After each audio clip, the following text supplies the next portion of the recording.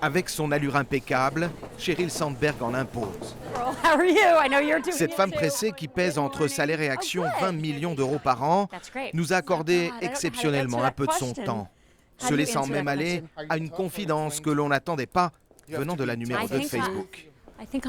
Je crois que je suis compliquée comme toutes les femmes. Je peux parfois être très dure avec mes employés. Attendez, non, pas ça. On recommence. Aujourd'hui, Sheryl Sandberg est un modèle de réussite. Le magazine Time en a fait l'une des femmes de l'année à peine 43 ans.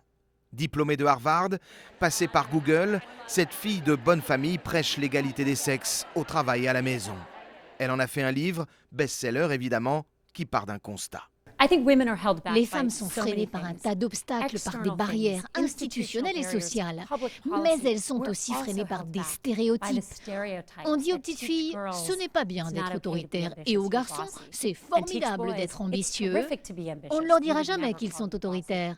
Nous, les femmes, il faut qu'on se bouge, qu'on n'ait pas peur de demander une promotion. Mais les stéréotypes ont la vie dure. Encore maintenant, Sheryl Sandberg est loin d'avoir gagné la partie. La preuve. Réunion après réunion, dans le monde entier, je vois qu'à niveau égal, les hommes sont assis devant, bien au milieu.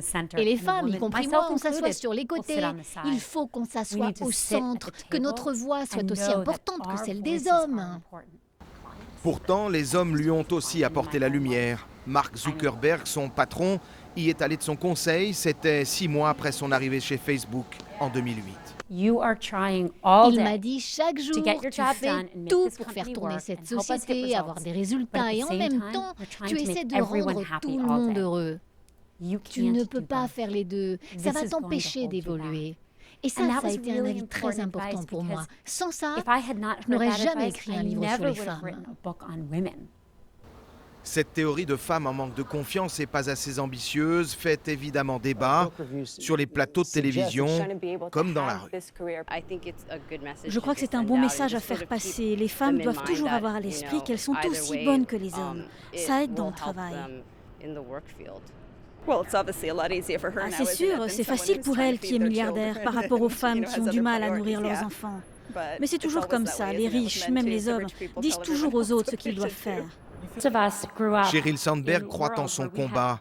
Elle le répète souvent au cours de conférences auxquelles assistent des centaines de femmes. Son livre aura au moins eu le mérite de relancer le sempiternel débat sur l'égalité des sexes dans un pays où les femmes n'ont pas un seul jour de congé maternité payé.